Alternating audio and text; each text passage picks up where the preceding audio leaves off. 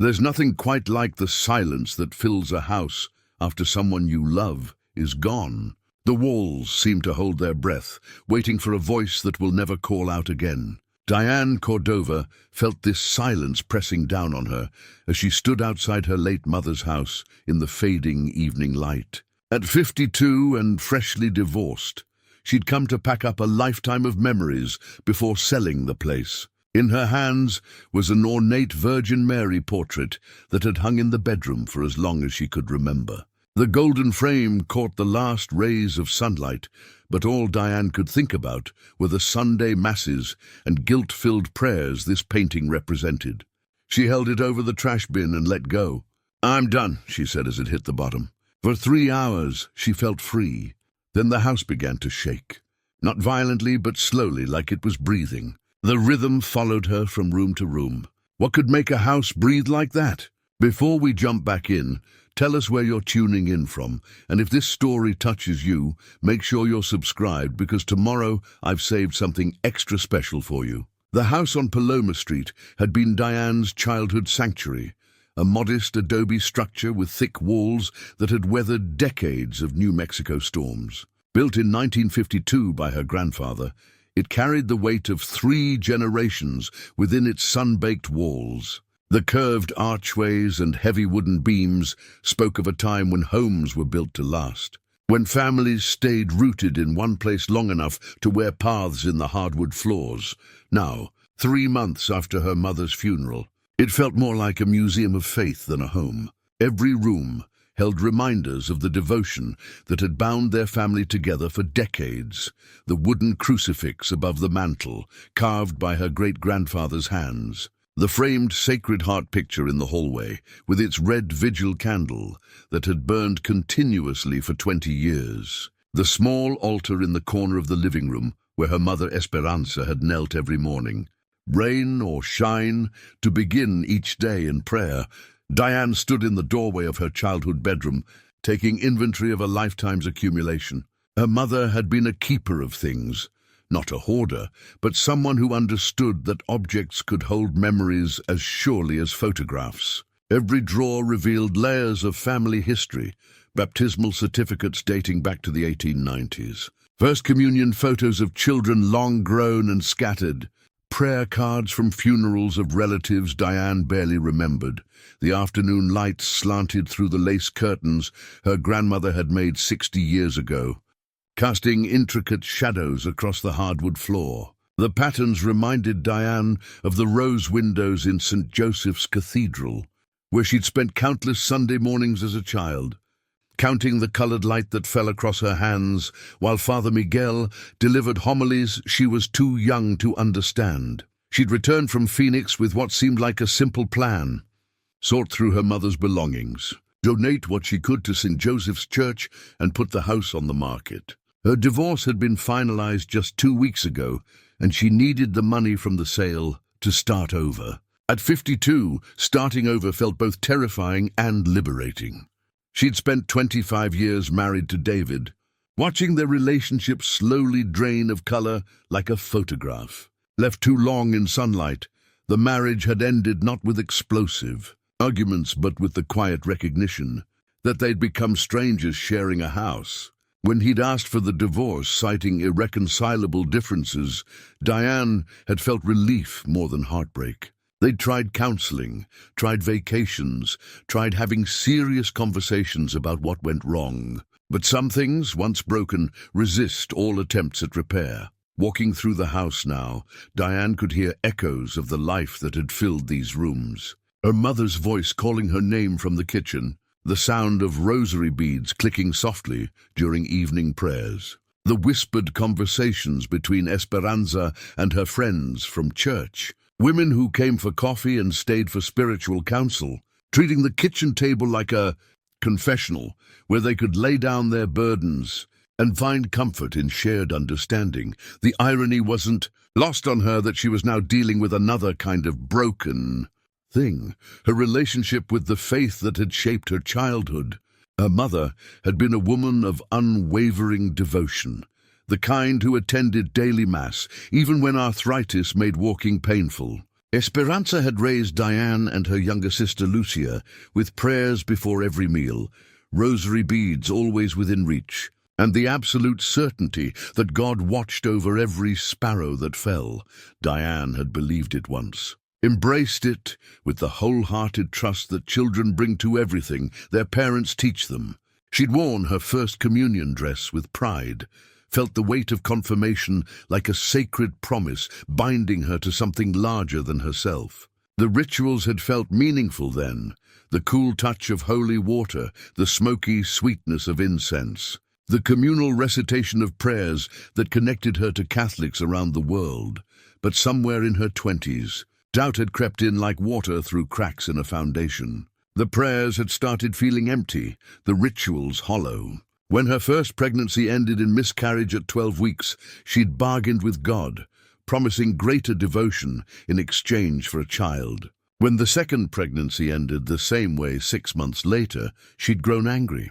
By the time she'd accepted that children might never come, she'd stopped praying altogether. Her mother had never stopped hoping Diane would return to the fold. Even during their last conversation in the hospital, when morphine had made Esperanza's words slurred and uncertain, she'd pressed a small wooden rosary into Diane's palm and whispered, "Faith isn't something we lose, Mija. It's something we put down and pick up again." The rosary now sat in Diane's jewelry box back in Phoenix, untouched for 3 months. She opened her mother's bedroom closet and found it exactly as Esperanza had left it, dresses arranged by color, shoes paired neatly on the floor, a faint scent of lavender sachets hanging in the air. The clothes told the story of a woman who had lived through decades of changing fashion, but had never lost her sense of dignity. Sunday dresses in navy and black, house dresses in cheerful florals, a wedding dress preserved in tissue paper that still fit perfectly when Esperanza had tried it on for their 50th anniversary. On the top shelf, wrapped in tissue paper, she discovered a collection of items she'd never seen before, letters tied with blue ribbon, a small wooden box carved with roses, and another rosary, this one made of worn wooden beads that felt smooth as river stones beneath her fingers. The beads were dark with age and handling, each one polished by decades of faithful fingers working through prayers in times of joy and sorrow. The letters were addressed to her mother, but written in different hands. As Diane untied the ribbon, she realized they were from other women, all writing about struggles with faith, with doubt, with the challenge of maintaining belief in a world that often seemed to deny the existence of divine love. Her mother had apparently served as an informal counselor, offering comfort to women whose spiritual lives had been shaken by loss, divorce, illness, or simply the grinding weight of everyday disappointment. One letter, dated just 6 months ago, was from a woman in Santa Fe whose teenage son had died in a car accident. "I don't know how to pray anymore, Esperanza," it read. "The words feel like ash in my mouth. But when I think of you kneeling in that little shrine of yours every morning, faithful as sunrise, I remember that someone else is holding my prayers when I can't." Another, from a woman in Tucson, described the collapse of a 30-year marriage and the feeling that God had abandoned her to navigate the wreckage alone. "You wrote that faith isn't about feeling close to God," the letter continued. "It's about acting as if God is close to you, even when you feel nothing. I'm trying to practice that, but some days it feels like pretending." Diane felt tears prick her eyes as she read letter after letter, each one revealing a mother who had been far more complex than the simple woman of faith Diane had always assumed her to be. These women wrote to Esperanza not because she had easy answers, but because she understood that faith was work, daily, difficult, sometimes painful work that required showing up even when God felt absent. At the bottom of the box, wrapped in a piece of faded silk that might have come from her grandmother's wedding dress, Diane found her mother's private journal. The leather cover was worn smooth from handling, and the pages inside were filled with her mother's neat handwriting in blue ink. Some entries were brief, single lines recording gratitude for small mercies or requests for strength to face difficult days. Others were longer, deeper wrestlings with questions that had no easy answers. She sat on the edge of her mother's bed, holding the journal in her lap, and suddenly understood that she was holding something sacred, not because it contained religious content, but because it contained truth. Her mother's truth, raw and unfiltered and completely human. The trembling started just as she opened the leather cover. The journal fell from Diane's hands as the floor beneath her feet began to pulse. The leather-bound book landed open to a page dated 3 years ago, but Diane barely noticed the neat handwriting as the entire house seemed to draw breath around her. At first, she dismissed it as the old plumbing, or perhaps a neighbor's heavy machinery. The house was nearly 70 years old, after all. Settling and creaking were to be expected. But as the minutes ticked by, the rhythm became impossible to ignore. It wasn't random, it was steady, almost organic, like a heartbeat echoing through the floorboards and up into the walls. She bent to retrieve the journal, and as her fingers touched the leather cover, the movement intensified. The floor trembled beneath her knees, and she heard something that made her blood run cold, a sound like breathing, deep and slow and deliberate, coming from somewhere within the walls themselves. "This is ridiculous," she muttered aloud, her voice echoing strangely in the quiet bedroom. "Old houses settle. Pipes make noise. There's a logical explanation for this." But even as she spoke the words, she felt a chill run down her spine. The temperature in the room had dropped noticeably, and she could see her breath forming small clouds in the air. In September in New Mexico, the nights were warm, not cold enough for this kind of condensation. She stood carefully, the journal clutched against her chest, and made her way toward the living room. The trembling followed her, seeming to grow stronger as she moved through the house. In the hallway, the framed Sacred Heart picture rattled gently against the wall, and the red vigil candle flickered, despite the absence of any breeze. Her phone was on the kitchen counter, where she'd left it hours ago. She called her sister Lucia in Albuquerque, but the call went straight to voicemail. "Hey, Lou, it's me.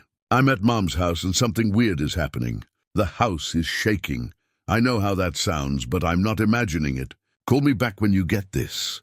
As she hung up, the old radio in the living room crackled to life. Static filled the air for a moment before settling into a familiar melody. Diane's hands began to shake as she recognized the tune, Ave Maria, the same version her mother had played every morning while preparing breakfast. The radio hadn't been plugged in when Diane arrived that afternoon. She'd unplugged every electrical appliance before leaving earlier that evening, a habit left over from childhood warnings about fire hazards. The singing was in Spanish, the same recording they'd played at her mother's funeral. Diane found herself walking toward the sound, despite every instinct telling her to leave the house immediately. The radio sat on a shelf beside her mother's favorite chair, its amber display glowing softly in the dim light. As she reached for the power button, the volume increased slightly, as if the radio sensed her approach. "No," she whispered, jabbing at the off switch. The music stopped abruptly, but the silence that followed felt heavier than before. The house continued its rhythmic breathing, and now Diane could swear she heard something else, a whisper so soft it might have been wind through the eaves, but wind that formed her name. "Diane," she spun around, heart pounding hard enough that she wondered if the sound she'd been hearing was simply her own pulse, amplified by stress and grief. The living room was empty, shadows dancing in the corners where lamplight didn't reach. The Virgin Mary portrait was still in the trash bin outside. She could see it through the window, the golden frame glinting in the moonlight like an accusation. "This is stress," she told herself firmly, gripping the journal tighter. "Grief does things to the mind. Mom just died, I just got divorced, I'm in this house full of memories. Of course I'm hearing things."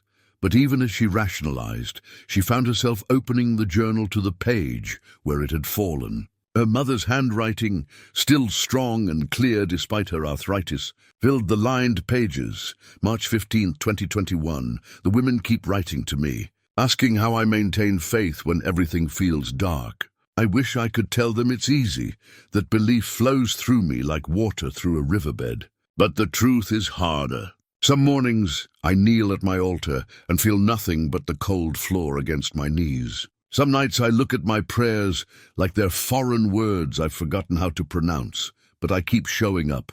That's the secret none of the books tell you. Faith isn't a feeling you maintain, it's a choice you make every day, even when you don't want to. Especially when you don't want to. Diane called today. She sounded so tired, so lost. I wanted to tell her that questioning isn't the opposite of faith, it's part of it. But she's not ready to hear that yet. She thinks belief means certainty, and she's too honest for easy certainty. Maybe that's why her faith feels broken. Maybe she needs to understand that broken things can still hold water if you know how to carry them carefully. Diane read the words 3 times before they fully registered. Her mother had understood her struggles better than she'd ever let on. All those years of gentle suggestions about attending Mass, all those prayers offered for Diane's happiness, all those times Esperanza had mentioned how much she missed praying with her daughter.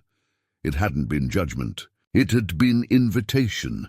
The house gave a particularly strong shudder, and Diane grabbed the doorframe for support. This time, there was no mistaking it. The movement was too rhythmic, too purposeful to be natural settling. It felt like the house was trying to get her attention, like it had something urgent to communicate.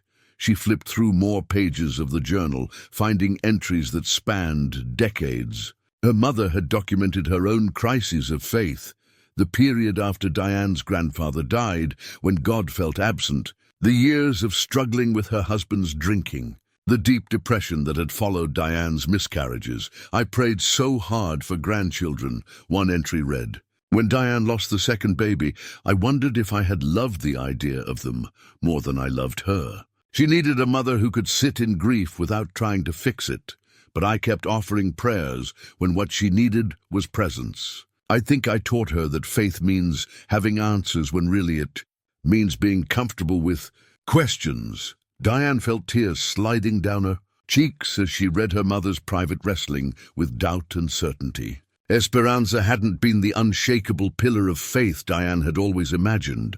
She'd been a woman who chose to believe despite uncertainty, who knelt in prayer even when the words felt empty, who held on to tradition not because it was easy, but because it connected her to something larger than her own small life. The breathing sound grew louder, and Diane looked up from the journal to find that every religious image in the room was glowing softly, as if lit from within. The Sacred Heart picture, the small statue of St. Joseph on the mantel, even the crucifix above the doorway, all emanated a warm, golden light that had nothing to do with electricity or reflected lamplight.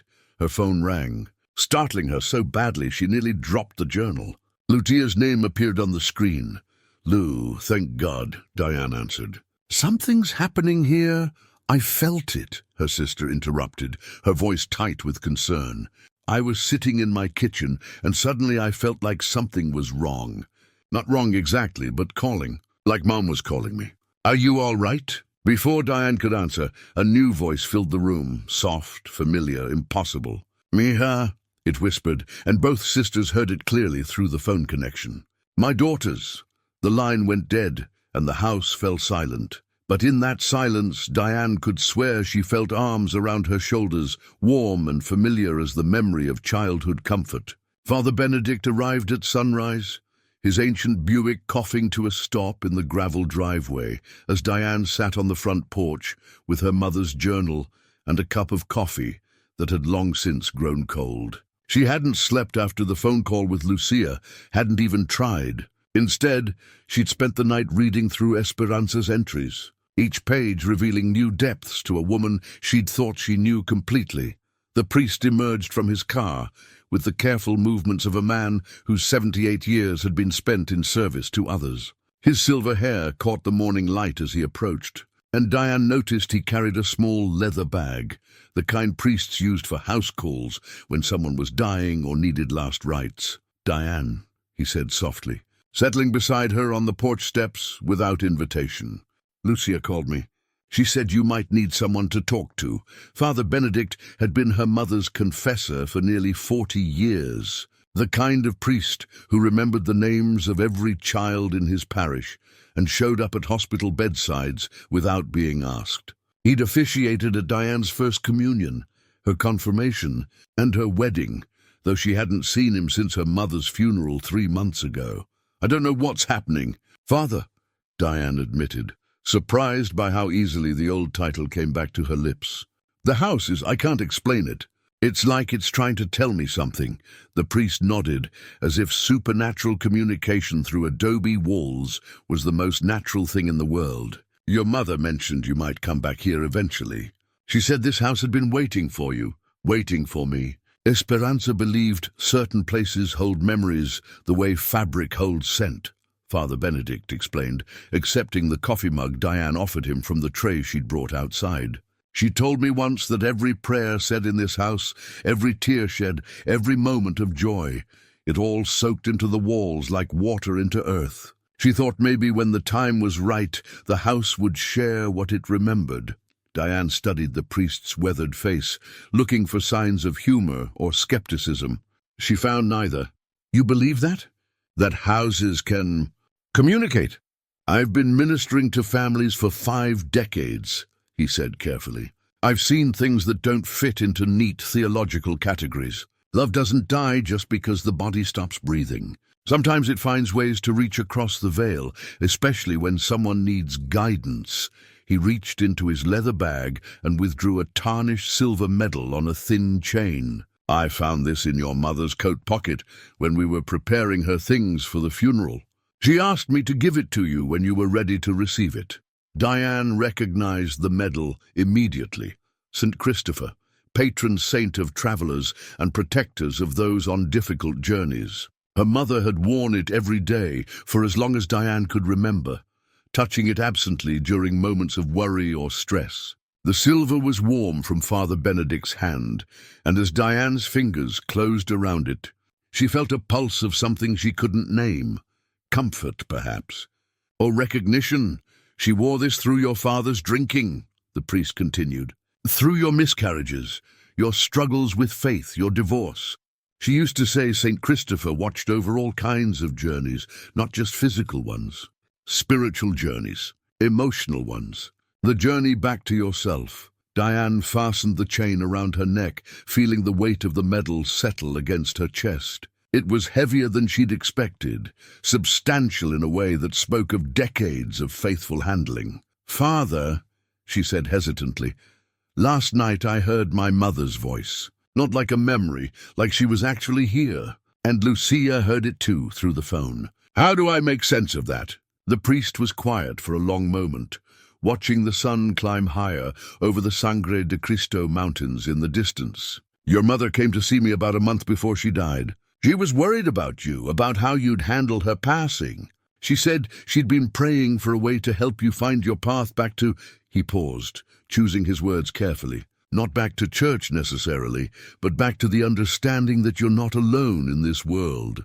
I don't know if I can believe in God anymore," Diane said, the words feeling both frightening and liberating to speak aloud. "I've tried, but every time I think about prayer or faith or divine love, I just feel empty." "Your mother felt the same way sometimes," Father Benedict said gently. "She shared that struggle with me many times over the years. Faith isn't a constant feeling, Diane. It's a decision you make repeatedly, especially when the feeling is absent." He told her then about the women who had sought her mother's counsel.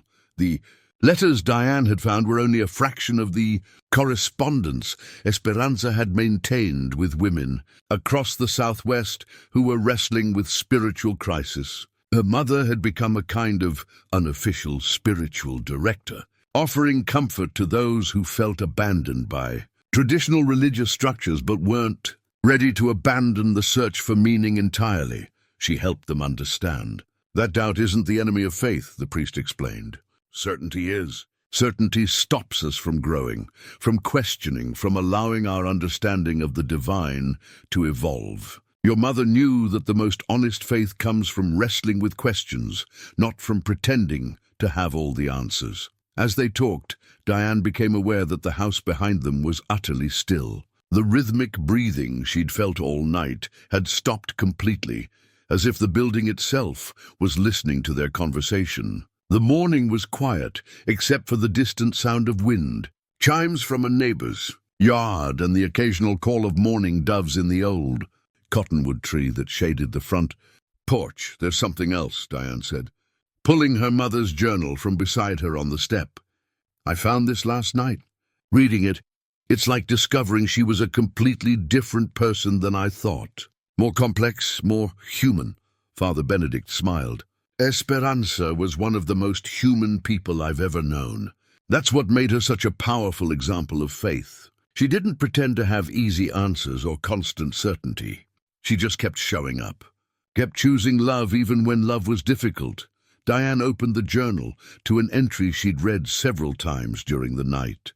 October 12th, 2020. Diane is struggling so much right now. The divorce, the loneliness, the feeling that she's somehow failed at the most important things in life. I want to tell her that there's no such thing as a failed life, only a life that's still being written. But she sees my faith as simple, as something that came easily to me. She doesn't understand that I've had to choose it every day for 70 years, especially on the days when choosing felt impossible. I pray that someday she'll understand that faith isn't about having all the answers. It's about being willing to live the questions. She wrote about me constantly, Diane said, her voice thick with emotion. About my struggles, my doubts. She understood everything I was going through, but she never made me feel judged or broken. Because you weren't broken, Father Benedict said firmly. You were growing. Growth is often uncomfortable, sometimes even painful. But it's not the same as being broken.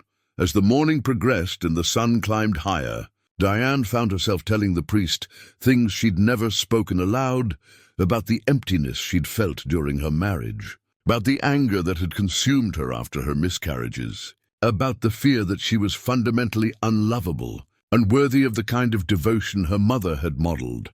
Father Benedict listened without judgment, occasionally asking gentle questions that helped her dig deeper into feelings she'd been avoiding for years. When she finally fell silent, he reached over and squeezed her hand.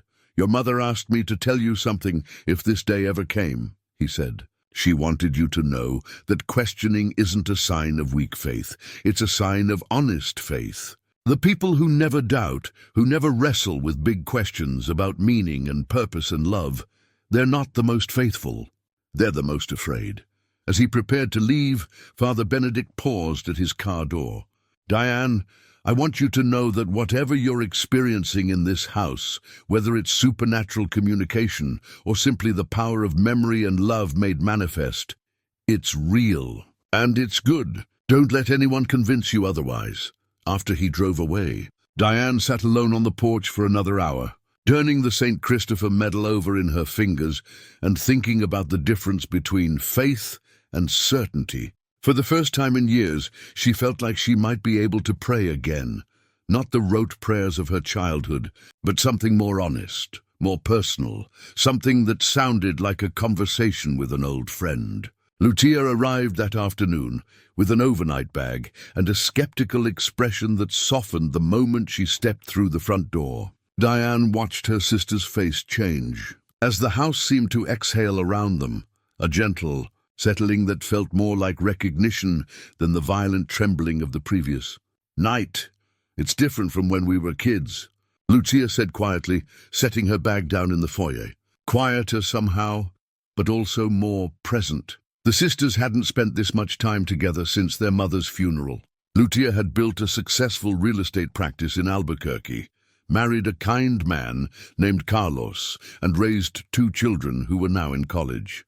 She'd maintained a more conventional relationship with their Catholic upbringing, attending Mass on major holidays, sending the kids to Catholic school, keeping a small shrine in her home office. But even she had drifted from the daily devotion that had defined their mother's life. I need to show you something, Diane said, leading her sister to the bedroom where she'd found their mother's hidden treasures. The wooden box still sat open on the bed, letters scattered around it like fallen leaves. Lucia picked up one of the letters, reading silently before looking up with surprise. I had no idea Mom was counseling other women. She never mentioned any of this. Read this one, Diane said, handing her sister a letter dated just 2 years ago. It's from someone in Las Cruces whose daughter died of cancer. Look at Mom's response. It's written in the margin. In her neat handwriting, Esperanza had written, "Grief is love with nowhere to go." But love doesn't disappear, it transforms. Your daughter's love is still with you, just in a different form. Let yourself feel it differently. That doesn't sound like the Mom I remember, Lucia said softly. She always seemed so certain about everything, so sure that prayer and faith could fix any problem. I thought the same thing, Diane admitted. But look at this. She opened their mother's journal to an entry from 5 years earlier, March 3rd, 2019. Lucia called today, crying about Miguel's drinking. She wanted me to pray for God to make him stop, to fix their marriage, to take away the problem so they could go back to being happy. I wanted to tell her that's not how it works, that sometimes prayer isn't about changing circumstances, it's about finding strength to change ourselves. But she's not ready to hear that yet. She still thinks faith means getting what we ask for, instead of finding peace with what we receive. I remember feeling the same way when Roberto was drinking. I spent years praying for God to make him stop, to make him love me more than alcohol, to make our marriage what I thought it should be. It took me so long to understand that prayer changes us, not our circumstances. When I finally prayed for the strength to set boundaries, to stop enabling, to love him without trying to control him, that's when everything shifted. Lucia sank onto the bed, staring at the journal page. Miguel stopped drinking 3 years ago. I always thought it was because of the ultimatum I gave him, the threat to leave. But maybe, she paused, processing, maybe Mom's prayers weren't asking God to change him. Maybe she was praying for me to find the courage to change what I could control.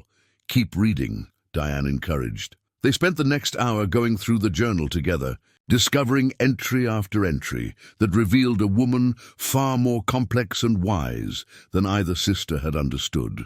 Esperanza had wrestled with doubt, anger, disappointment, and loss. She'd questioned God's plan, struggled with unanswered prayers, and sometimes felt so spiritually dry that faith seemed like a language she'd forgotten how to speak. But she'd kept choosing it anyway. Faith isn't a feeling. She'd written repeatedly in various forms. It's a practice, like exercise or music or any other discipline. You do it whether you feel like it or not. And eventually the doing creates its own reward. As the afternoon wore on, the sisters moved to the attic, looking for more family documents. They found boxes of photographs dating back to their great-grandmother's generation, and as they sorted through them, a pattern began to emerge. "Look at this," Lucia said, holding up a family photo from the 1940s. Great-Grandma Soledad looked so serious, almost grim. But here, she showed Diane another photo from the 1960s. Here she looks peaceful and content.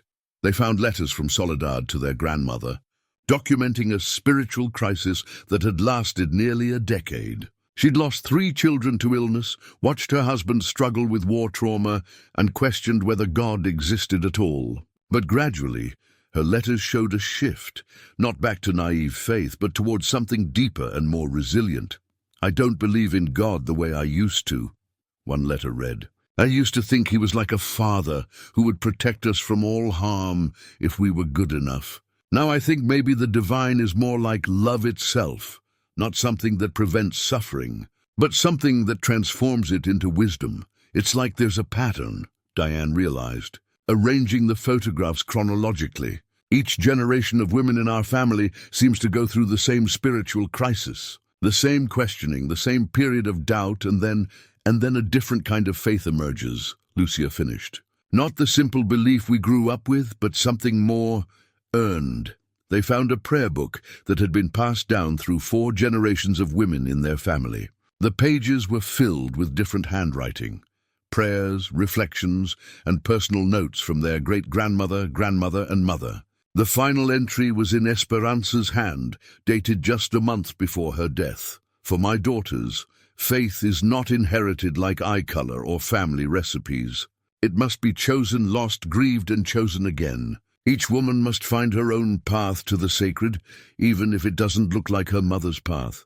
Especially if it doesn't look like her mother's path." God is too big to fit into any one tradition, too loving to be contained by human rules. Trust your questions. They will lead you home. As evening approached, the house began its gentle breathing again. This time, instead of feeling afraid, Diane felt comforted. It was like being held, she realized, the way a mother might rock a troubled child. "Do you think she's here?" Lucia asked quietly as they sat in the living room, the prayer book open between them. "I think she's always been here," Diane replied. "Not just since she died, but all our lives. In the lessons she taught us, in the example she set, in the love she poured into this place." They decided to try an experiment. Lucia found their mother's rosary beads, the worn wooden ones from the bedroom box, and they attempted to pray together for the first time in decades. Neither could remember all the traditional prayers, so they improvised, speaking from their hearts about gratitude, about loss, about the complex love they'd shared with Esperanza. As they prayed, the house seemed to hum around them, not audibly, but in some deeper register that they felt in their bones. The temperature warmed, and both sisters reported later that they'd felt surrounded by presence, by love, by a sense of homecoming they couldn't quite articulate. "I don't know if I believe in the same God Mom did," Lucia said as they prepared for bed, "but I believe in whatever made her the woman she was. And I believe that same force is somehow still here, still working through her love for us." "Maybe that's enough," Diane replied. "Maybe belief doesn't have to be complicated or perfect or constant. Maybe it just has to be honest." That night, for the first time since arriving at the house, Diane slept peacefully. She dreamed of her mother's hands, young hands mixing bread dough in the kitchen, middle-aged hands helping with homework at the kitchen table, elderly hands working rosary beads in the pre-dawn darkness. When she woke, she found the prayer book on her nightstand, open to a page where her great-grandmother had written, "The journey to God is not a straight line. It is a spiral. We circle back to the same questions at deeper levels, each time understanding more, believing differently, loving more completely."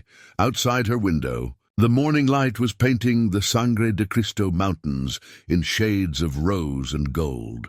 The house was still, but it felt full, not empty or waiting anymore, but inhabited by something larger than memory, something that felt very much like coming home. Lucia left the next morning with promises to visit again soon, and a request that Diane call every day. "Whatever's happening here," she'd said while loading her overnight bag, "it's not finished yet. And I don't think you should go through it alone." Diane stood in the driveway watching her sister's car disappear down Paloma Street. And for the first time since arriving, she felt truly alone with the house and whatever presence inhabited it. But the solitude didn't feel threatening anymore. It felt necessary, like the quiet space needed for important conversations. She spent the morning sorting through her mother's jewelry box, a task she'd been avoiding since the funeral. Most of the pieces were simple. A gold wedding band worn thin by decades of wear, small pearl earrings that had been a confirmation gift, a silver bracelet with tiny saints dangling from it like protective charms. But at the bottom of the velvet-lined box, wrapped in tissue paper, she found something that made her hands shake. Her own wedding ring. The one she'd removed 3 months ago when the divorce papers were signed. The one she'd thrown in a drawer at home in Phoenix, unable to look at it but unwilling to throw it away. Beside it lay the divorce decree, folded small and yellowed at the edges as if it had been handled many times. Her mother must have taken both items from Diane's apartment during one of her visits to Phoenix. Though Diane couldn't remember when or why she would have done such a thing, the sight of these two objects, one representing a promise she'd failed to keep, the other documenting that failure in legal terms, brought back all the complicated grief she'd been avoiding since her marriage ended. The guilt over feeling relieved when David asked for the divorce. The shame of being 52 and starting over. The fear that she was fundamentally incapable of the kind of lasting love her parents had shared. She carried both items to the kitchen and sat at the table where she'd eaten countless childhood meals, turning the ring over in her fingers. It was a simple gold band, nothing fancy or expensive, But it had represented everything she'd thought she wanted from life: partnership, stability, the promise that someone would choose her every day for the rest of their lives.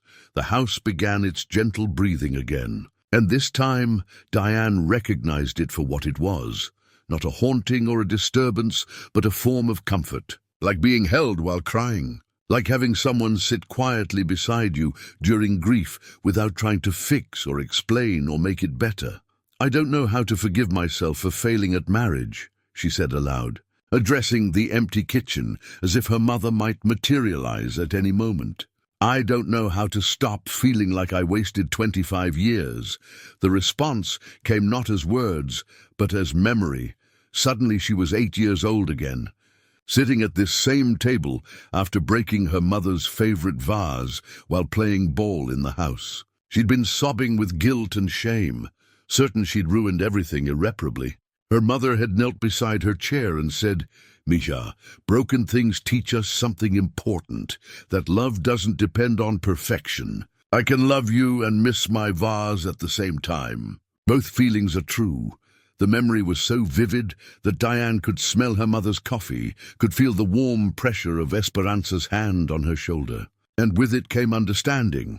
Her mother had kept the ring and divorce papers not as evidence of failure, but as reminders that endings could be honored even when they brought relief.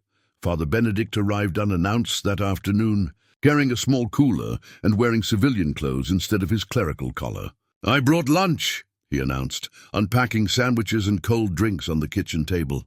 "Thought you might be ready for some company." They ate in comfortable silence for a while before Diane showed him the ring and divorce papers. She told him about the guilt, the sense of failure, the fear that she was somehow broken in ways that made lasting love impossible. "Your mother worried about that," he said gently. "Not that you were broken, but that you'd think you were. She said you'd inherited the family tendency to see endings as failures instead of completions.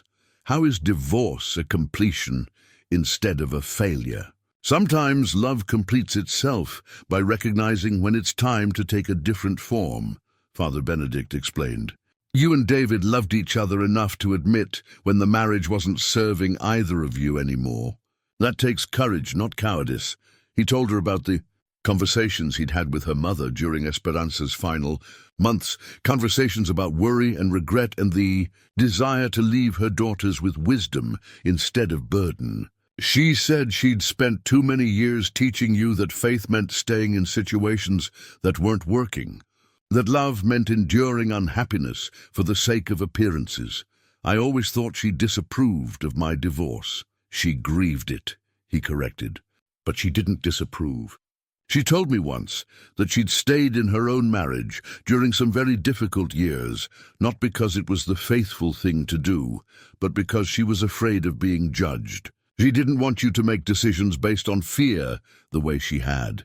As the afternoon wore on, Father Benedict shared stories about other parishioners who'd struggled with life transitions, with the gap between what they'd imagined their lives would look like and what they'd actually become. He spoke about grace, not as something earned through perfect behavior, but as the unmerited love that held people through their most imperfect moments. "Your mother understood that grace doesn't prevent us from making mistakes," he said. "It transforms our mistakes into wisdom. Every ending contains the seeds of a new beginning, but only if we're willing to grieve what we've lost, instead of pretending it never mattered." That evening, after Father Benedict left, Diane found herself drawn to the small altar in the living room corner. She'd avoided it for days, but now she approached it like someone visiting a friend. The candles her mother had lit daily were burned down to stubs. The fresh flowers had long since wilted, but the space still held an air of sanctuary. She lit a new candle, one she found in the kitchen drawer, and sat cross-legged on the floor the way she had as a child during family prayers. But instead of reciting memorized words, she spoke honestly about her fear of being alone, her guilt over feeling relieved about the divorce, her confusion about what came next. "I don't know how to start over at 52, she admitted. "I don't know who I am when I'm not trying to be someone's wife or someone's daughter." I don't know what I want from life, if it's not the things I was taught to want. The house settled around her with what felt like understanding. The breathing rhythm continued, steady and reassuring. And gradually Diane realized she wasn't talking to empty air. She was talking to love itself, to the accumulated devotion of generations of women who'd knelt in this same spot and wrestled with the same questions about purpose and identity and belonging. For the first time since her divorce, she felt not like a failure but like a woman in transition, not broken but transforming, not lost but found in a different way than she'd expected. When she finally stood to go to bed, she left the wedding ring on the altar, not as an offering or a rejection, but as an acknowledgement of what it had meant and permission to let that meaning evolve into something new. The house breathed her to sleep that night, and she dreamed of doors opening onto rooms she'd never seen before. The Bible appeared on the kitchen table 3 days later, though Diane was certain she hadn't moved it from her mother's nightstand. She found it while making her morning coffee, lying open to a passage in Ecclesiastes that had been highlighted in yellow. To everything there is a season, and a time to every purpose under heaven.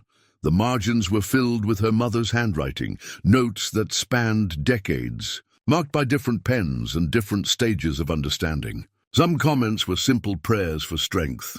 Others were arguments with the text, questions about suffering and justice and why good people endured so much pain. Still others were moments of revelation, insights gained through years of living and losing and choosing faith anyway.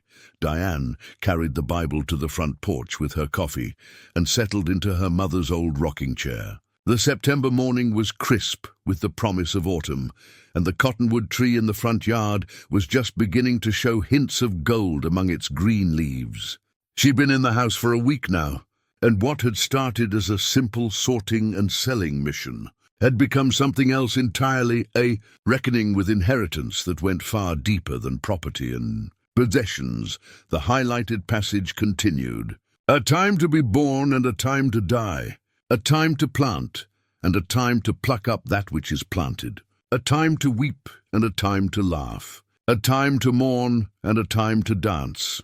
In the margin beside these verses, her mother had written, Diane always wanted to skip the morning and get straight to the dancing. But you can't have real joy without real grief. They're not opposites, they're partners.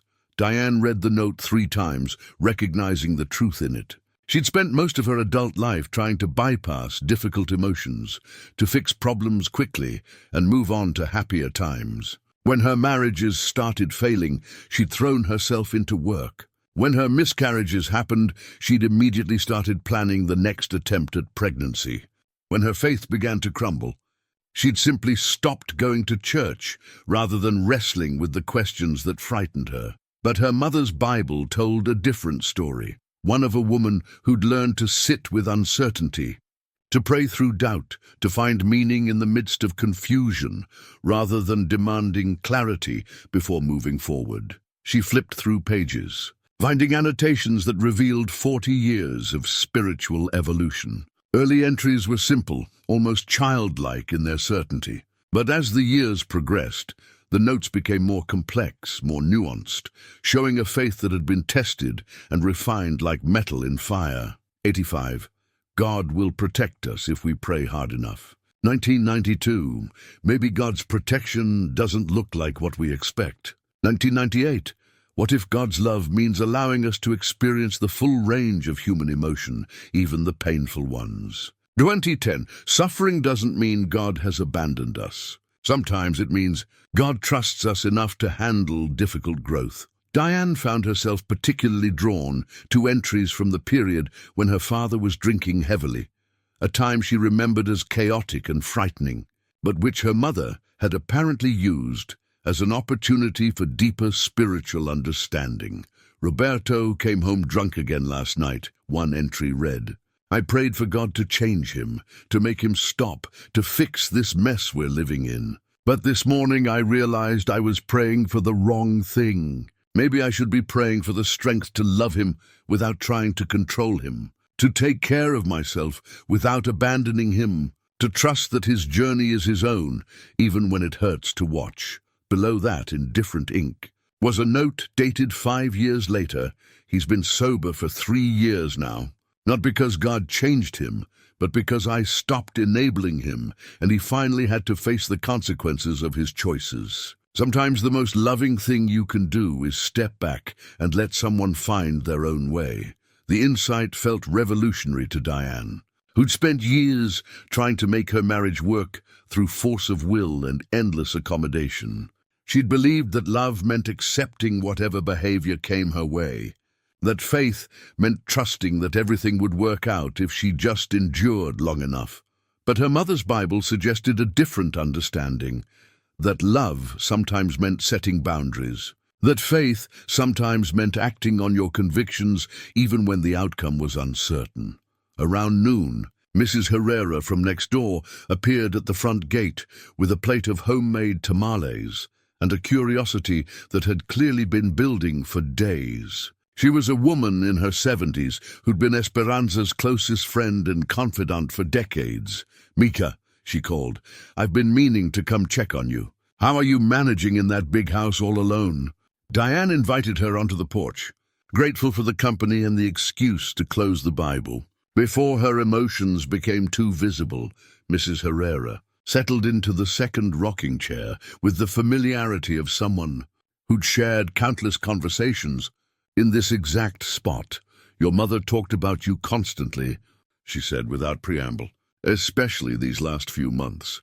She was worried you'd think her faith was simple, that you wouldn't understand how hard won it really was."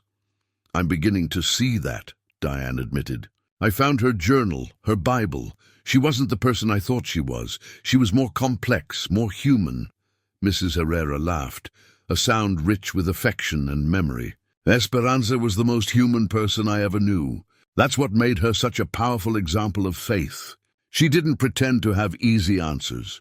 She told Diane stories about their friendship, how they'd met at church in their 20s, both young mothers struggling with the gap between the lives they'd imagined and the ones they were actually living. How they'd supported each other through miscarriages, marital problems, financial difficulties, and the slow process of watching their children grow up and move away. "We used to joke that we were each other's spiritual directors," Mrs. Herrera said. "When one of us was struggling with faith, the other would listen without trying to fix anything. When one of us was angry at God, the other would hold space for that anger without trying to talk us out of it. I never knew Mom had those kinds of doubts." "Everyone has those kinds of doubts, Mija. The people who claim they don't are either lying or not paying attention. Your mother's faith was strong because it was tested, not because it was easy." As the afternoon wore on, Mrs. Herrera shared memories that painted a picture of Esperanza as a woman who'd chosen love and faith daily, especially on the days when choosing felt impossible. She'd volunteered at the church food pantry not because she was naturally generous, but because she'd learned that serving others helped her focus on something larger than her own problems. She'd maintained daily prayer habits, not because she always felt close to God, but because the routine itself became a form of trust. She used to say that faith was like marriage, Mrs. Herrera explained. Some days you feel the love intensely, and some days you just honor the commitment you made. Both are necessary. Both are holy. When her neighbor finally left, Diane returned to the Bible with new understanding. She read not as someone seeking easy comfort, but as someone joining a conversation that had been going on for generations, a conversation about what it meant to live with hope in an uncertain world, to choose love when love was difficult, to trust in goodness despite evidence to the contrary. That evening, she found herself attempting something she hadn't done in 20 years. She tried to pray. Not the formal prayers of her childhood, but honest conversation with whatever force had shaped her mother's remarkable resilience. "I don't know if you're there," she said aloud, addressing the empty living room. "I don't know if prayer changes anything, or if it's just talking to myself. But if you are listening, I need help understanding how to live with uncertainty. I need help learning how to choose hope when I can't see the outcome." The house breathed around her, steady and reassuring, and for the first time since childhood. Diane felt like someone might actually be listening, not necessarily answering, but definitely present, definitely engaged in the conversation. She was finally brave enough to begin. She fell asleep that night with the Bible on her chest, and she dreamed of her mother's hands turning pages, marking passages, writing notes that would someday guide a daughter through her own dark night of the soul. The medical records were hidden behind a false back in her mother's desk drawer, a secret compartment Diane discovered only because she was looking for the deed to the house. When she pressed against what she thought was solid wood, a panel slid aside to reveal a manila envelope marked "Private" in her mother's handwriting. Inside were documents from Presbyterian Hospital in Albuquerque, covering the final 6 weeks of Esperanza's life. Diane had expected to find standard medical charts, medication lists, maybe insurance paperwork. What she found instead made her sink into her mother's desk chair with trembling hands. The nursing notes began routinely enough: vital signs, medication schedules, observations about pain levels and appetite. But 3 weeks before her death, the entries took an unexpected turn. Patient reports visits from deceased relatives. Claims her mother, deceased 1987, sits beside her bed in the evenings and they discuss family matters. Patient is alert and oriented otherwise. No signs of confusion or medication-related hallucinations. Patient's sister Carmen, deceased 1995, allegedly appeared during physical therapy session. Patient became agitated when staff couldn't see visitor. Patient states deceased family members are helping her prepare for transition. Night nurse reports patient carries on extended conversations with unseen individuals. Patient appears comforted by these interactions. Family not yet informed as patient shows no other signs of cognitive decline. Diane's hands shook as she read entry after entry documenting her mother's conversations with dead relatives, grandparents, siblings, even childhood friends who'd passed away decades earlier. According to the medical staff, Esperanza had been completely lucid about everything else: her medications, her prognosis, current events, family visits. But she'd insisted calmly and consistently that deceased loved ones were visiting her regularly. The nursing supervisor had included a personal note clipped to the official records. In 30 years of hospice nursing, I've seen many patients have what we call threshold experiences, interactions with deceased loved ones that seem to occur more frequently as death approaches. Mrs. Cordova's experiences were unusually vivid and consistent. She provided specific details about these visits that I found remarkable. She knew things about family history that she claimed her deceased mother had shared. Information that her daughters later confirmed was accurate but had never been discussed during Mrs. Cordova's lifetime. More significantly, Mrs. Cordova's emotional state improved dramatically after these visitations began. She went from being anxious and fearful about dying to being peaceful and even excited about what she called her graduation. She frequently mentioned that her mother had explained what came next and that she wasn't afraid anymore. Diane found herself remembering her mother's final weeks with new understanding. She'd been struck by how calm Esperanza had seemed, almost joyful, despite the pain and the certainty of approaching death.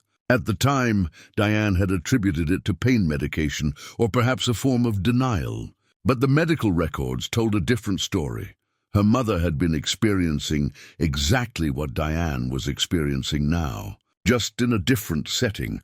At the bottom of the envelope was a letter written in her mother's handwriting, dated just 2 weeks before her death. My dearest Diane, if you're reading this, it means you found your way back to the house and discovered what I hoped you would discover, that love doesn't end when breathing stops. My mother came to me here in the hospital, just as I hope to come to you when you need guidance most. She told me things I'd forgotten, helped me understand patterns in our family that go back generations. We are a family of women who experience the sacred differently than others expect. We see beyond the veil, hear voices that offer comfort and wisdom, feel the presence of those who've gone before us. This is not madness, mija. This is inheritance. My grandmother appeared to my mother when she was struggling with faith after losing 3 children. My mother appeared to me during the darkest years of my marriage. And I will appear to you when you're ready to receive what I have to offer.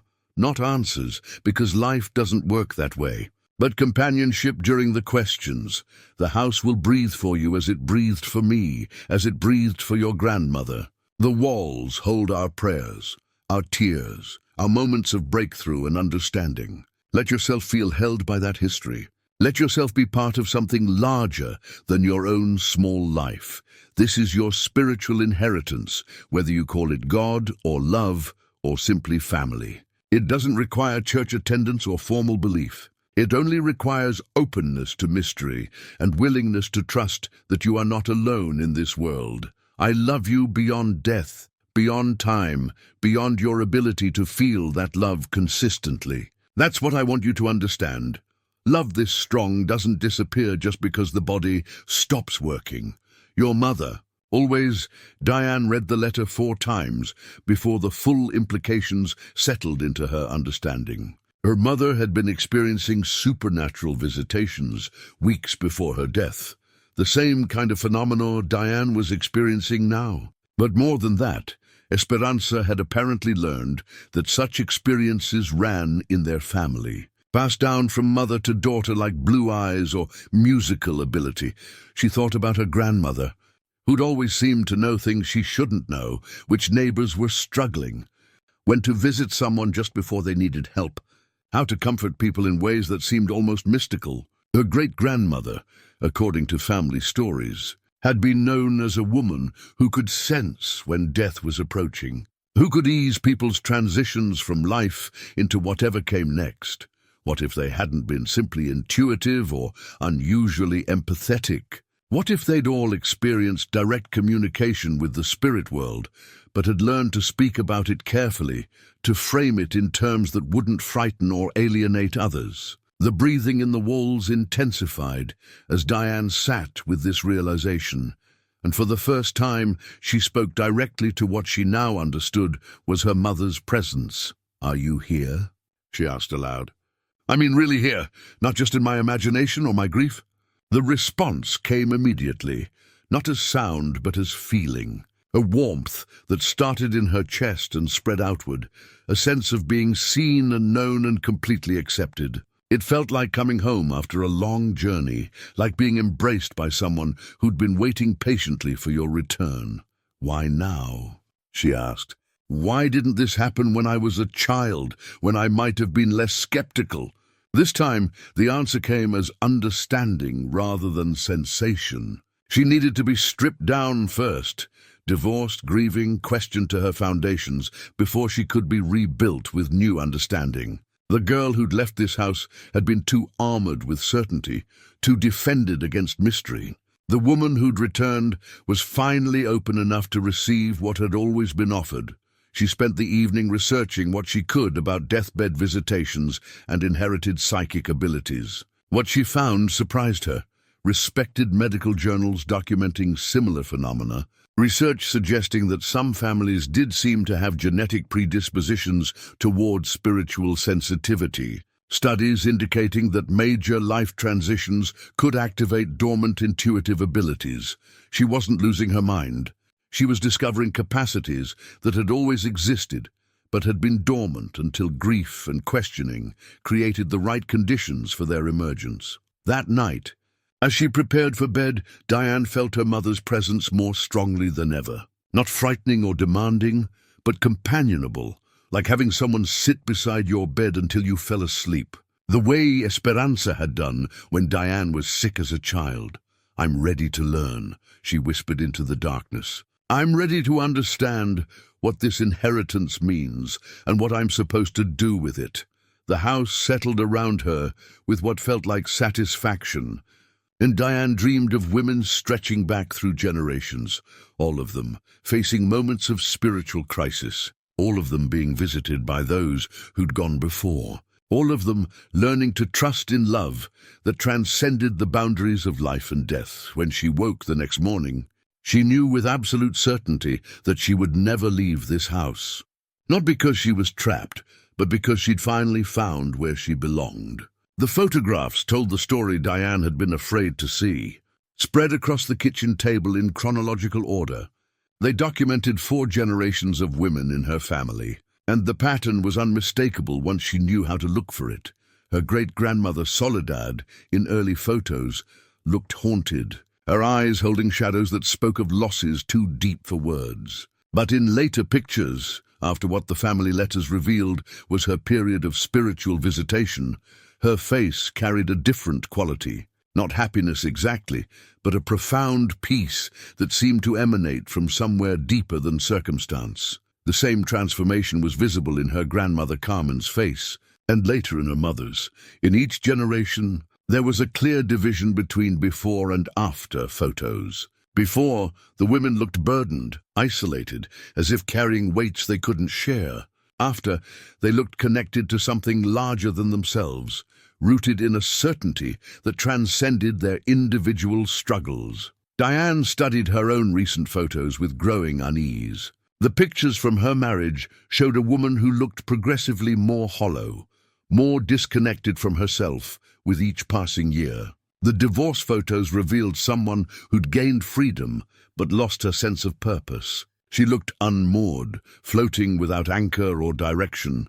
But then she found the photos Lucia had taken just a few days ago during her visit to the house. In those pictures, Diane saw the beginning of the same transformation that had marked the other women in her family. Her eyes looked different, more present, more alive, as if she was finally inhabiting her own life instead of simply going through the motions. The realization was both thrilling and terrifying. She was becoming part of a lineage she'd never understood, stepping into a role she'd been groomed for without knowing it. But with that inheritance came responsibility, not just to receive the spiritual gifts being offered, but to use them in service of something larger than her own. Healing. Father Benedict arrived that afternoon carrying a manila folder and wearing the expression of someone who'd been wrestling with a difficult decision. He settled at the kitchen table across from Diane's array of photographs and documents, studying them with the careful attention of someone who'd seen similar patterns before. "I've been doing some research of my own," he said, opening his folder to reveal newspaper clippings, church records, and handwritten notes. "Your family has quite a history in this area, not just as parishioners but as spiritual resources." He showed her records dating back to the 1920s, documenting how women in her family had served as informal counselors and healers in their community. They'd been the ones people sought out during times of crisis, the women who somehow knew when someone needed help before they asked for it. "Your great-grandmother Soledad was legendary for her ability to comfort the grieving," Father Benedict explained. "People said she could help them communicate with their deceased loved ones, that she bridged the gap between the living and the dead." The church was complicated about this. Officially, we didn't endorse such practices. Unofficially, we recognized that some people have gifts that serve God's purposes in ways we don't fully understand. He pulled out a letter from a previous parish priest, written in the 1950s. "The Cordova women possess abilities that challenge our traditional understanding of spiritual communication. I have witnessed Carmen Cordova provide comfort to bereaved families by sharing specific messages that could only have come from deceased relatives. While I cannot officially sanction such practices, I cannot deny their beneficial effects. These women seem to serve as conduits for God's love in ways that transcend our theological categories. Your mother continued this tradition," Father Benedict said gently, though she was more careful about it than her predecessors. "The letters you found were just the beginning. Women from all over the Southwest sought her guidance, especially women who were struggling with faith-related questions." Diane felt the weight of inheritance settling on her shoulders, like a mantle she'd never asked to wear. "What exactly are you saying? That I'm supposed to become some kind of spiritual medium?"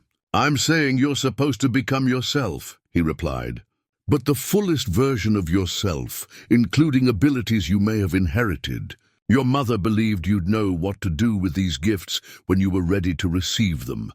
As if summoned by their conversation, The house began its gentle breathing again. Father Benedict noticed immediately, his eyes widening as he felt the walls pulse around them. He crossed himself reflexively, then looked at Diane with something approaching awe. "How long has this been happening?" "Since the first night. It's strongest when I'm dealing with something emotionally difficult. Like the house is trying to comfort me." The priest stood and walked slowly around the kitchen, placing his hands on the walls, his face revealing wonder mixed with reverence. "I can feel it," he whispered. "It's like the building itself is alive, filled with presence." They spent the next hour discussing what Diane's role might look like if she chose to embrace her inheritance. It wouldn't require her to set up shop as a psychic or medium, nothing that dramatic or public. Instead, it might mean being available to people who are struggling with spiritual crisis, offering the same kind of informal counseling her mother had provided. "But I don't know how to help people with faith," Diane protested. "I barely understand my own relationship with belief." "That's exactly why you'd be effective," Father Benedict replied. "You understand doubt from the inside. You know what it feels like to lose faith and struggle to find it again. The people who need this kind of help aren't looking for someone with easy answers. They're looking for someone who understands how hard the questions are." As evening approached, Diane found herself drawn to her mother's altar in the living room corner. She lit fresh candles and sat quietly, trying to imagine what it would mean to accept this inheritance fully. Not just the supernatural experiences, but the responsibility that came with them. The breathing in the walls intensified, and suddenly the air around her filled with presence, not just her mother's spirit, but others. She sensed rather than saw her grandmother Carmen, her great-grandmother Soledad, even relatives she'd never met, but who shared her blood and her gifts. For the first time, one of them spoke directly to her. The voice was her mother's, clear and unmistakable. "You have a choice, mija," Esperanza said, her words seeming to come from inside Diane's own heart. "You can return to Phoenix, sell this house, and live a normal life. No one will judge you for that choice. Or you can stay and learn to use what we're offering you. But understand, if you choose this path, there's no going back. Once you open yourself fully to these gifts, they become part of who you are." Diane felt the weight of decision pressing down on her. Accepting would mean abandoning the life she'd built in Phoenix, starting over completely at 52 in a way that would seem incomprehensible to most people she knew. It would mean learning to trust experiences that defied rational explanation, developing abilities that had no place in the modern world. But refusing would mean turning away from something that felt more real and meaningful than anything she'd experienced in decades. It would mean denying a connection to her family history that had the power to transform not just her own life, but the lives of others who needed exactly what she could offer. "I need time to think," she said aloud. "Of course," her mother's voice replied, "but not too much time. Tomorrow you'll need to choose."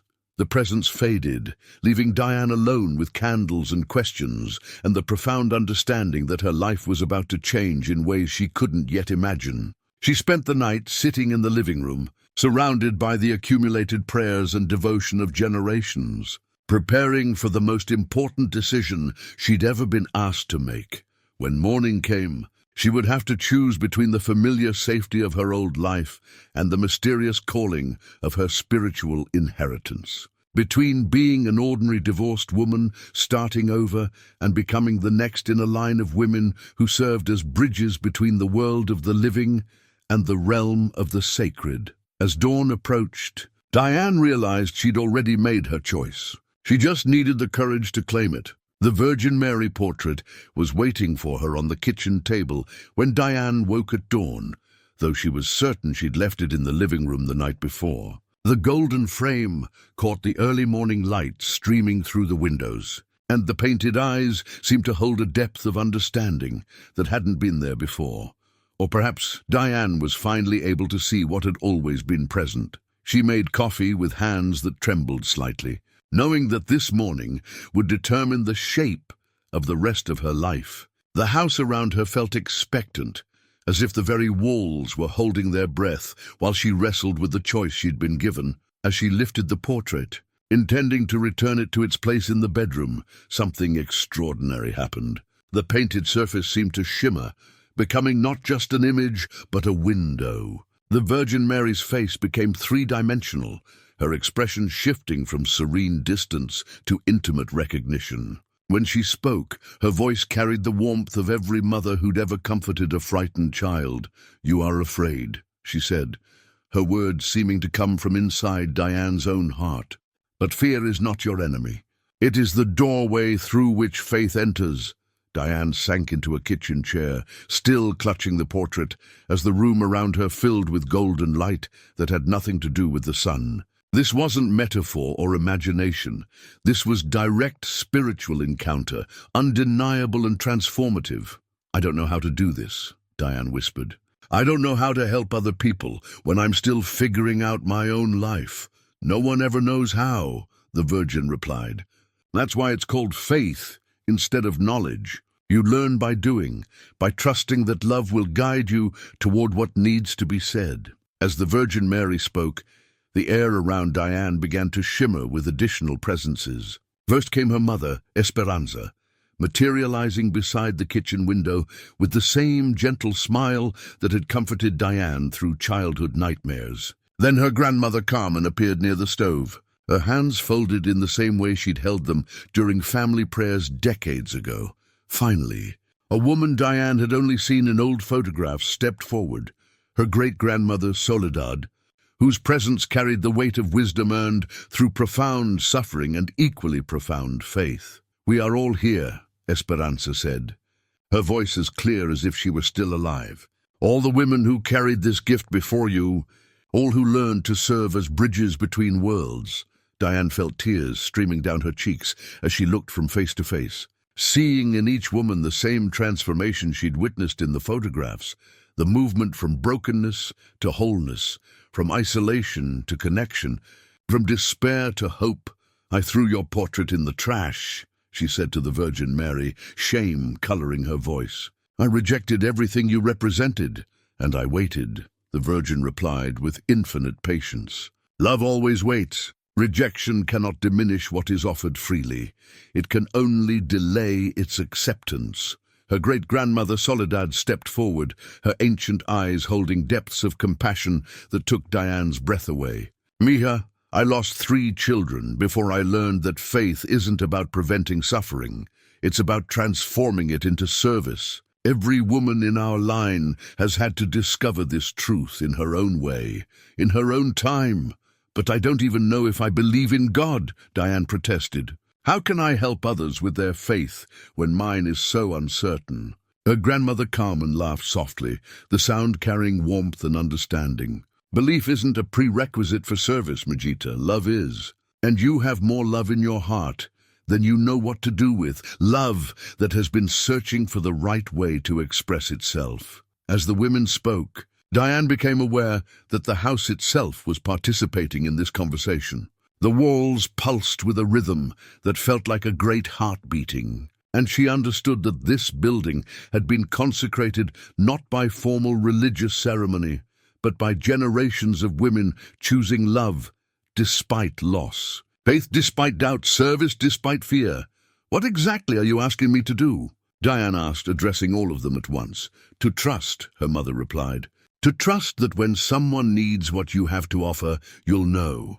To trust that the words will come when they're needed. To trust that love is stronger than death, more real than doubt, more powerful than any force that tries to convince you otherwise."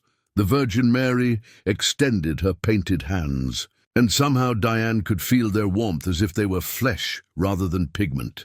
"Your mother has been preparing a space for you in this work for years. The women who wrote to her, who found comfort in her words, they are still out there, still searching for someone who understands their questions because she has lived them." "But I'm divorced," Diane said, grasping for objections. "I failed at marriage. I stopped going to church. I'm not the kind of person who should be giving spiritual guidance." "You are exactly the kind of person," Soledad said firmly. The broken ones, the questioning ones, the ones who have lost their way. These are the ones who can truly help others navigate darkness. Those who have never struggled have nothing to offer those who are struggling. As if summoned by their conversation, objects around the kitchen began to glow with soft golden light. The coffee cup in Diane's hands, the simple wooden cross above the window, even the worn kitchen table where so many family meals had been shared, all emanated the same warm radiance she'd seen in the religious images. Everything is sacred when love touches it, her mother explained. This house, this conversation, your wounded heart, your uncertain faith, all of it becomes holy when it's offered in service to others. Diane felt something fundamental shifting inside her chest, like ice breaking up after a long winter. The fear was still there, but it was no longer paralyzing. Instead, it had become what the Virgin Mary had promised, a doorway through which something larger could enter. "If I say yes," she asked, "what happens to my life in Phoenix? My job, my apartment, my plans to start over somewhere new?" "You are starting over," Carmen said with a smile. "Just not in the way you expected. Sometimes the new life we need is hidden inside the old life we thought we had to leave behind." The portrait in Diane's hands grew warm, and she looked down to see that she was no longer holding a painting, but a mirror, one that reflected not just her face, but the faces of all the women who had come before her, all who would come after, all who shared the gift of standing at the threshold between worlds and helping others cross safely. When she looked up again, she was alone in the kitchen, but the warmth remained, and the certainty grew stronger with each breath. She knew, with a knowledge that went deeper than thought or analysis, that she was exactly where she belonged, about to become exactly who she was meant to be. The house settled around her with what felt like satisfaction, and for the first time since arriving, Diane spoke to it directly. "All right," she said aloud. "I'm staying. I'm accepting whatever this is, whatever it means. I choose this inheritance." The response was immediate, a wave of warmth and joy that seemed to emanate from every surface, every corner, every space where prayers had been offered and love had been lived. The house breathed with contentment, and Diane understood that she had just completed a circle that began generations before her birth and would continue long after her death. She was no longer just Diane Cordova, divorced woman trying to start over. She was the next guardian of a sacred tradition, the newest link in a chain of women who served as bridges between the world of everyday struggle and the realm of transcendent love. The rosary beads materialized in Diane's hands as she knelt before the living room altar, though she had no memory of picking them up. They were different from any she'd seen before, each bead carved from what looked like ordinary wood but felt warm and alive beneath her fingers, as if they contained the accumulated prayers of generations. As she began to pray, haltingly at first, then with growing confidence, the beads seemed to guide her through words she'd forgotten she knew. But these weren't the rote prayers of her childhood. Instead, they were conversations honest and intimate, with whatever force had been shaping her family's spiritual journey across decades. "I don't know what I'm doing," she admitted, her voice echoing softly in the candlelit room. "I don't know how to be what you're asking me to become." The response came not as words, but as understanding, flowing into her consciousness like water soaking into dry earth. She didn't need to know how, she only needed to be willing. The knowing would come when it was needed. The words would arrive when someone required them. The comfort would manifest when a heart was ready to receive it. As she prayed, Diane became aware that she was not alone in the room. The presence she'd been feeling for days was stronger now, more defined, and she could sense not just her mother, but an entire community of women who had walked this path before her. Their experiences, their wisdom, their hard-won understanding of how to serve as conduits for divine love, all of it was being offered to her as inheritance. "I can feel you all," she whispered, tears streaming down her cheeks. "Every woman who knelt in this spot, every prayer said in this room, every heart that was broken and mended here." The wooden beads grew warmer in her hands, and suddenly she could see them, layers of memory contained within each carved sphere. Her great-grandmother's fingers working these same beads during the darkest years of loss. Her grandmother finding solace in their familiar rhythm during her husband's final illness. Her mother holding them close during Diane's own struggles with miscarriage and divorce. "This is how it works," her mother's voice said, clear as morning light. "Love doesn't disappear when the body dies. It concentrates, it purifies, it becomes available to those who need it most. Every prayer we offered, every moment of faith we chose despite our doubts, every time we chose love, when love was difficult, it all accumulates here. In this place, waiting to serve others, as understanding flooded through her."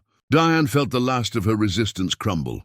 She had been so afraid of losing herself in this calling, of becoming someone she didn't recognize. But now she understood that she wasn't losing herself. She was finding herself. The woman she was meant to be had been waiting inside her all along, shaped by every loss, every question, every moment of despair that had prepared her to offer genuine comfort to others, walking the same difficult path. "I forgive myself for the divorce," she said aloud, surprising herself with the words.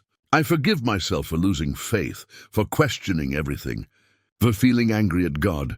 I understand now that it was all necessary. The breaking had to happen before the rebuilding could begin." The house responded with what felt like celebration, a warm, rushing sensation that started in the walls and spread outward, filling every corner with joy and approval. She was getting it, finally understanding that her struggles hadn't been evidence of spiritual failure, but preparation for spiritual service. "I accept this calling," she continued, her voice growing stronger with each word. "I accept the responsibility, the uncertainty, the faith required to trust that I'll know what to do when the time comes. I accept my place in this lineage of women who chose to serve despite their own brokenness." The rosary beads in her hands began to glow with the same golden light she'd seen in the Virgin Mary portrait. And Diane realized that the physical objects were becoming sacramental, not just symbols, but actual conduits for the spiritual energy that had been building in this house for generations. As she completed her prayer, a profound peace settled over her like a blessing. The fear was gone, replaced by anticipation. The loneliness that had driven her from Phoenix was gone, replaced by connection to something vast and purposeful. The uncertainty about her future was gone, replaced by trust that she was exactly where she belonged. When she opened her eyes, the living room looked the same, but felt completely transformed. Every object seemed to pulse with sacred significance. The simple wooden cross, the candles, the faded photograph of her grandparents on their wedding day. This was holy ground now, consecrated not by ceremony, but by acceptance, by willingness to serve, by the choice to say yes to mystery. The breathing in the walls had evolved too, becoming less urgent and more welcoming. The house was no longer trying to convince her of anything. It was simply holding space for whatever would come next, ready to support her in whatever form her service would take. Diane rose from her knees, feeling fundamentally changed. She was still herself, still the divorced woman who'd arrived 2 weeks ago carrying grief and confusion. But she was also more than herself now, connected to a tradition that stretched backward, through generations and forward, into a future she couldn't yet see, but trusted. Incompletely, she walked to the bedroom and hung the Virgin Mary portrait back in its place above the bed. But this time, the action felt like claiming rather than obligation. The painted eyes looked down at her with approval and affection, and Diane could swear she saw the slightest hint of a smile. "Thank you," she whispered to the portrait, to her mother, to whatever force had guided her through the darkness toward this moment of acceptance. "Thank you for being patient while I found my way."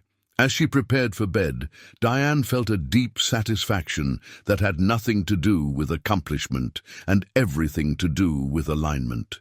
She was living the life she was meant to live, in the place she was meant to be, ready to become the woman she'd been shaped to become. Tomorrow would bring the practical work of figuring out how to live this calling, whether to contact the women who had written to her mother, how to let people know she was available for the same kind of spiritual guidance Esperanza had provided, what it would mean to maintain this sacred space while also paying bills and managing the ordinary details of life. But tonight, all of that could wait. Tonight, she simply rested in the knowledge that she had found her way home, not just to the house of her childhood, but to the purpose that had been waiting for her all along. The rosary beads remained warm in her hands as she drifted towards sleep, and her dreams were filled with women's voices offering blessings across generations, welcoming her into a sisterhood that transcended time and death and every boundary that had once seemed so important. She was no longer alone. She would never be alone again. 6 months later, Diane stood in the same kitchen where her transformation had begun, but everything had changed. The morning light streaming through the windows illuminated a space that hummed with quiet purpose. Letters from women across the Southwest stacked neatly on one counter, her mother's journals organized on open shelves, fresh flowers from the garden gracing the table where she now held weekly gatherings for women wrestling with their own spiritual questions. The house had become what her mother had always envisioned, a sanctuary where faith could be questioned safely, where doubt could coexist with devotion, where women could explore the difference between inherited religion and personal spirituality without judgment or pressure to conform. Mrs. Herrera knocked on the back door, carrying a pot of coffee and wearing the comfortable smile of someone who'd watched a good plan come to fruition. "How many this morning?" she asked, settling into what had become her usual chair at the kitchen table. "7, Diane replied, accepting the coffee gratefully, "including a woman who drove up from Las Cruces because she heard about what we're doing here. She lost her teenage daughter in an accident and says the church's explanations about God's plan aren't helping her grief." "Your mother would be so proud," Mrs. Herrera said, her eyes soft with affection and memory. "She always said this house was meant to serve others, but she worried you wouldn't understand that until you were ready." Diane touched the simple wooden cross that now hung around her neck, a piece carved by her great-grandfather that had appeared on her nightstand one morning, another gift from the women who had gone before. "I'm still learning what it means to offer comfort without trying to fix everything. But the women who come here, they teach me as much as I hopefully help them." The transformation hadn't been without challenges. She'd had to resign from her job in Phoenix, sell her apartment, and learn to live on the modest income she earned from the retreat work and the small stipend Father Benedict helped her secure from the diocese. Some members of her former life thought she'd lost her mind, choosing isolation in rural New Mexico over the possibility of building a new career in the city. But Diane had never felt more purposeful, more connected to something larger than her own small concerns. The women who sought her guidance came carrying the same questions that had tormented her, about suffering and meaning, about how to maintain faith when life felt chaotic, about whether it was possible to believe in divine love without accepting religious doctrine that no longer made sense to them. "I don't have answers," she told each woman who arrived at her door. "But I have experience with the questions, and sometimes that's enough." The conversations that unfolded in her living room were unlike anything she'd expected. Women shared stories of loss and betrayal, of dreams deferred and hopes disappointed. But they also shared moments of unexpected grace, times when they'd felt held by something larger than themselves, when comfort had arrived from unexpected sources, when love had manifested in ways that defied logical explanation. Diane had learned to listen, not just with her ears, but with the intuitive abilities that seemed to grow stronger each month. She could sense when someone needed to talk and when they needed silence, when they were ready for gentle challenge and when they simply needed to be witnessed in their pain. The gift wasn't dramatic or supernatural in obvious ways. It was more like having perfect pitch for emotional truth. Knowing instinctively what each person needed to hear, Father Benedict visited regularly, serving as both spiritual advisor and practical counselor, as Diane navigated the complexities of informal ministry. "You're doing exactly what the early church did," he told her, creating community around shared questions rather than required answers. The supernatural experiences had settled into a comfortable rhythm, too. Her mother's presence was always available when Diane needed guidance, but it was no longer urgent or overwhelming. The house breathed with contentment rather than need, and the religious artifacts that had once felt like obligations now felt like treasured family heirlooms. Each one carrying stories of faith lived honestly through difficult circumstances. Lucia visited monthly, bringing her children and gradually developing her own relationship with the family's spiritual heritage. "I'm not ready for visitations from dead relatives," she told Diane with characteristic honesty. "But I'm ready to understand that faith can be more complicated and more personal than I was taught." As the morning gathering time approached, Diane moved through her final preparations with the calm efficiency of someone who'd found her calling. She lit candles at the small altar, arranged chairs in the living room, and set out the prayer books and journals that helped women explore their own relationship with the sacred. The first woman to arrive was Patricia, a widow in her 60s who'd been coming for 3 months. "The dreams are getting stronger," she reported as she settled into her usual spot on the sofa. "My husband is so clear in them now, not just visits, but actual conversations." "Is that normal?" "Normal might not be the right word," Diane replied gently, "but it's not uncommon for people who are open to spiritual communication to experience increased contact after major losses. What matters is how these dreams affect you. Do they bring comfort or distress?" As other women arrived and the conversation deepened, Diane felt the familiar sense of rightness that confirmed she was exactly where she belonged. She wasn't a therapist or a priest or a professional counselor. She was simply a woman who'd learned that brokenness could be transformed into wisdom, that questioning could deepen rather than destroy faith, that love was indeed stronger than death. The hand-carved wooden cross around her neck grew warm as the morning progressed, and Diane understood it as blessing, approval from the women who had walked this path before her, encouragement from the tradition she now carried forward. When the gathering ended and the women dispersed back to their daily lives, Diane sat alone in the living room, feeling the deep satisfaction that came from work that aligned with purpose. The house settled around her with contentment, no longer breathing with urgency, but with the steady rhythm of a space that had found its intended use. She opened one of the new letters that had arrived that week. This one from a woman in Colorado whose marriage was ending after 30 years. "I don't know how to start over at 55, the letter read. "I don't know who I am when I'm not being someone's wife or someone's mother. I feel lost in my own life." Diane smiled as she reached for paper and pen. She knew exactly what to say to that question because she'd lived it herself. The answer would begin with acknowledgement, yes. Starting over in midlife was terrifying and disorienting, but it would move toward possibility, toward the understanding that sometimes the life we thought we wanted had to end before the life we actually needed could begin.